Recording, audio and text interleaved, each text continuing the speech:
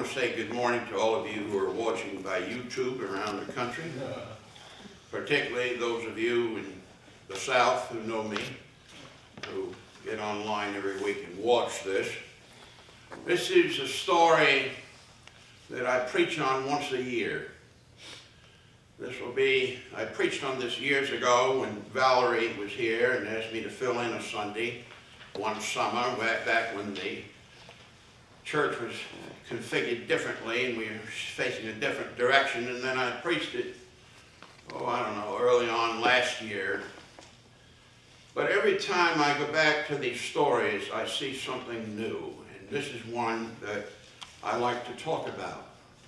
The theme I want to look at this week is homecoming. I find that it is easy to get along with people that I don't know. I don't have any neighbors or anyone that I'm concerned about. Everybody sort of lives peaceably, and that's great. I don't have anybody I'm fighting with in Canada. I don't care who wins with the Olympics. I'm happy for the joy that the Olympics brings to the world. But I have found that the hardest and most difficult relationships can often be the ones that are closest to us. And sometimes they're very close. Did you know, for example, that Jesus said that a man's enemies will be people in his own house? Jesus said that. And while that may sound outrageous, think about the range of domestic violence in the world. It's not pretty. The strain on relationships that are closest to us will either make us or they will break us. And there's an interesting story that Jesus tells here about the prodigal, but I want you to look at the lead into it. In the first 3 verses that are in your text in the leaflet, it says Jesus hung around with people of doubtful reputation, and the religious leaders of his day did not like it. Let's process that for a moment. The religious leaders of his day, and I think the text said the religious scholars, did not like who Jesus kept company with. What does that say about the religious people in Jesus' day? And more importantly, what does it say about Jesus?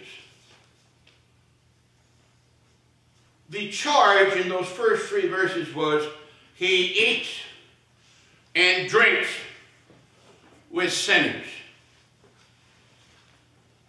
Now I want to remind you that the word sin in the Greek, hamartio, means to miss the mark.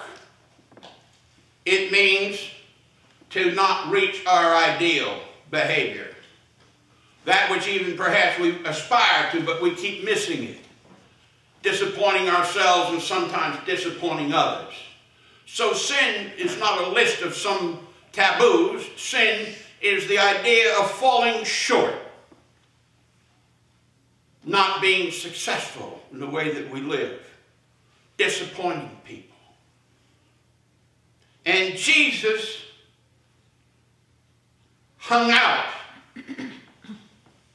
with people, ate and drank with them, whose lives were a mess. He did not hearken to the religious leaders' code or cliche of guilt by association. He was unafraid to be identified with the common person whose life kept being messed up. That's the heart and the message of the gospel. Jesus said, I didn't come to call the righteous, I came to call the sinners to myself. People who were having a hard time. People who were cast off or excluded from dinner party lists.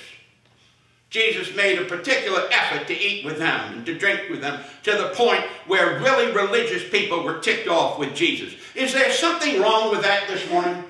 I mean, when you think about that, if you can wrap your mind around that for a moment. Here Jesus is reaching out to people who didn't feel love or community, and religious scholars are upset with him. I have a word on that. Let them be upset. That was Jesus. That was Jesus' posture. And I think it works for me. Let them be upset. It's easy to carry the Bible around, bang people in the head with it, and tell them they're going to hell. It's easy to do it, but it's very stupid. And I want to say to you this morning, Jesus never did that. Jesus never did that. He ate and respected people whose lives were always messed up with something. He didn't care how many times they've been married and divorced. The woman at the well had been married and divorced 7 times. He was not afraid to be with her. She was the Elizabeth Taylor of her day. He still spent time with her. Some people don't know who Elizabeth Taylor is. I'm getting old. The point is, the whole idea of this story of the prodigal is that unlike what the novelist Thomas Wolfe wrote in the 1940s, it is possible to go home again. It is possible to see relationships restored. Jesus believed that. So the story of a son who says to his father, I wish you were dead so I could get the inheritance, but by the way, just give it to me because I have a great time planned off in a far distance. And the father gave him it all. Gave what was coming to him. And here was his elder brother working and doing the family business for years and years and years. Never went out, never got drunk, never did anything bad. So the older brother's there, and the younger guy was the Hugh Hefner of his day. Just having a great time. Spending and blowing the money on wild women and parties and all that stuff.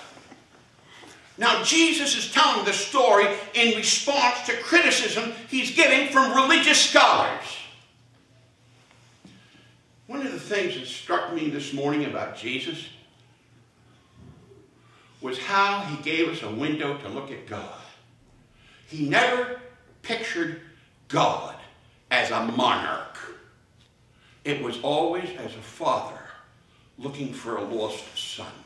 It was always for a shepherd looking for that one sheep that got out there. It was always the woman in the same chapter who had 10 coins and lost one.